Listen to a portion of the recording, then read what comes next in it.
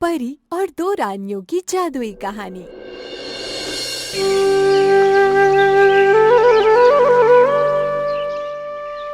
एक समय विक्रमगढ़ नाम का एक राज्य हुआ करता था।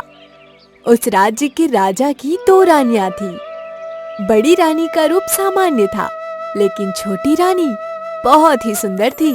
इस वजह से राजा छोटी रानी को अधिक प्रेम करता था और छोटी रानी की हर बात मानता था। एक दिन छोटी रानी ने बड़ी रानी की बेवजह ही राजा से शिकायत कर दी। राजा ने बिना कुछ सोचे समझे बड़ी रानी को खूब सुनाया और उससे नाराज हो गए। इस बात से दुखी होकर बड़ी रानी महल छोड़कर जंगल की तरफ जाने लगी। रास्ते में एक नदी पड़ी। नदी के किनारे पर एक बड़ा सा अनार का पेड़ था।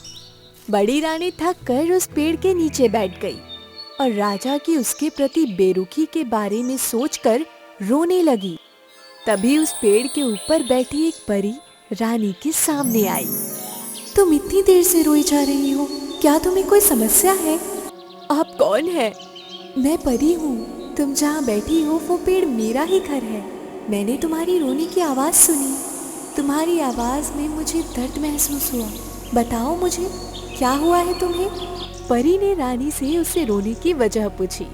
रानी ने रोते हुए उसे अपनी सारी बात बता दी।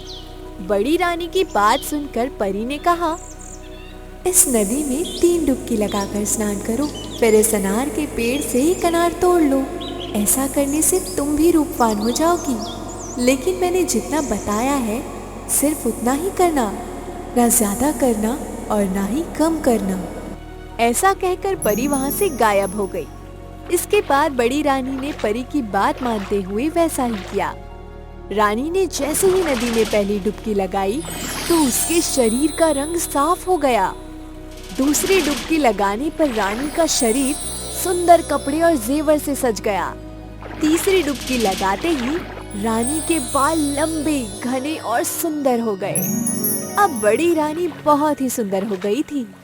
इसके बाद जैसा कि परी ने कहा था, नदी में 3 डुबकी लगाने के बाद रानी ने अनार के पेड़ से एक अनार तोड़ लिया। अनार तोड़ते ही वह अनार फूट गया और अनार के सारे बीज सैनिक बन गए। उन सैनिकों ने रानी के लिए एक पालकी तैयार की, जिसमें बड़ी रानी को बैठाकर वो वापस राज्य में लेकर आ गए। राजमहल पहुंचकर जब बड़ी रानी राजा से मिली तो उसे देखकर राजा उसे पहचान ही नहीं पाया। कौन हो तुम सुंदरी? राजा, मैं आपकी बड़ी रानी हूँ। क्या तुम अचानक इतनी सुंदर कैसे हो गई रानी? बड़ी रानी ने परी वाली सारी घटना राजा को बता दी। अब राजा को अपनी हरकत पर पछतावा होने लगा। जब बड़ी रानी राजा को परी की घटना बता रही थी तो छोटी रानी छुपकर ये सारी बातें सुन रही थी। इसी वजह से महल से बाहर निकलने पर वो सीधे नदी के किनारे गई और उसी अनार के पेड़ के नीचे बैठकर रोने लगी। छोटी रानी के रोने की आवाज सुनकर परी वहाँ प्रकट हो गई और उसने रानी से उसके रोने की वजह पूछी। छोटी रानी ने झूठ बोलते हुए परी से कहा, आपने बड़ी रानी को सुंदर बना दिया और बड़ी रानी ने राजा से कहकर मुझे महल से बाहर निकाल दिया। यह सुनकर परी ने छोटी रानी से कहा, तुम रो मत, उठो और पहले इस नदी में 3 बार डुबकी लगाओ, फिर इसी अनार के पेड़ से एक अनार तोड़ लो। लेकिन जो मैंने बोला है उतना ही करना, न इससे ज्यादा करना और ना ही इससे कम करना। ऐसा कहकर परी वहां से गायब हो गई। परी की बात सुनकर छोटी रानी बहुत खुश हुई। वह नदी में गई और जैसा कि पहली डुबकी लगाई उसका शरीर पहले से भी ज्यादा निखर गया।